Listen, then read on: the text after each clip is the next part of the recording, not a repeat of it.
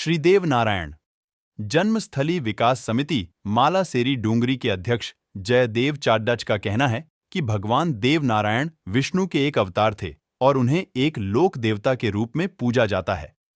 भगवान देव नारायण के पिता सवाई भोज अजमेर के शासक दुर्जनशाल से लड़ते हुए वीरगति को प्राप्त हो गए थे और देव नारायण की माता उस समय गर्भवती थीं। इसलिए वो अपने पीहर राजस्थान के प्रमुख लोक देवता भगवान देव नारायण का जन्म भीलवाड़ा जिले की आसींद तहसील के मालासेरी गांव में बगड़ावत कुल के नागवंशीय गुर्जर परिवार में हुआ था।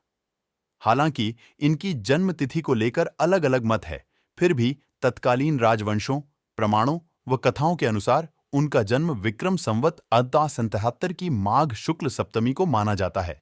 इतिहासकार महावीर पुरोहित के अनुसार बगड़ावतों को चौहान शासकों ने आसींद से अजमेर के मसूदा तक खारी नदी के आसपास की गोठा की जागीर दी थी, जहां बगड़ावत वंश एकता व वीरता के प्रतीक बन गए। इस कुल में पहले राजपुरुष हरिराव थे, जिनके पुत्र बाघराव की 12 रानियां व 24 बेटे थे। इनके पुत्र ही पहले बाघरावत और बाद में बगड़ावत कहलाए। इनमें सवाई भोज उर्फ भोजा बड़े वीर थे, जो भिनय के शासक दुर्जनसाल से युद्ध करते हुए अपने 23 भाइयों सहित वीर गति को प्राप्त हो गए थे। इसी काल में उनकी पत्नी सोढ़ी खट्टानी ने दिव्य पुत्र देव नारायण को जन्म दिया, जिनका प्रारंभिक नाम उदय सिंह उर्फ ऊदल था। मारवाड़ राज की परदुशमारी रिपोर्ट तथा बीकानेर संग्रहालय में संरक्षित ग्रंथ अथवात देवजी बगड़ावतरी के अनुसार मां ने दुर्जनसाल के खतरे को देखते हुए ऊदल को अपने पीहर देवास अथवा मालवा में पाला।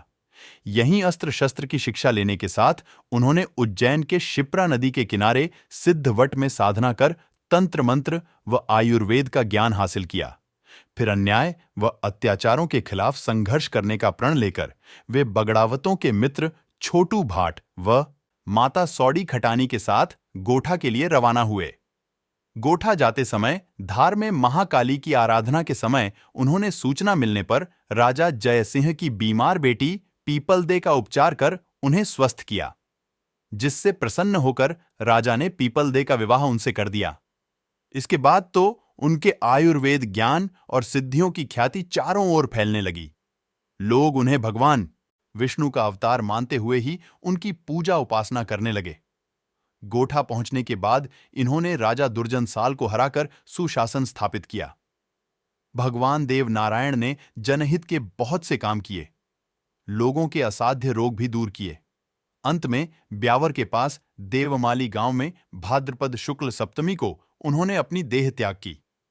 तभी से इस तिथि को यहां हर साल एक विशाल मेले का आयोजन किया जाता है। भगवान देव नारायण के कई चमत्कार प्रसिद्ध हैं। इनमें नीन लदे की कुरूपता दूर करना, सूखी नदी से पानी निकालना व सारंग सेठ को जीवित करना प्रमुख है। इनके जनहितकारी व चमत्कारपूर्ण कार्यों का चित्रण देव नारायण जी की फड़ में किया जाता है, जो गुर्जर भोपाओं द्वारा रोचक तरीके से पेश की जाती है।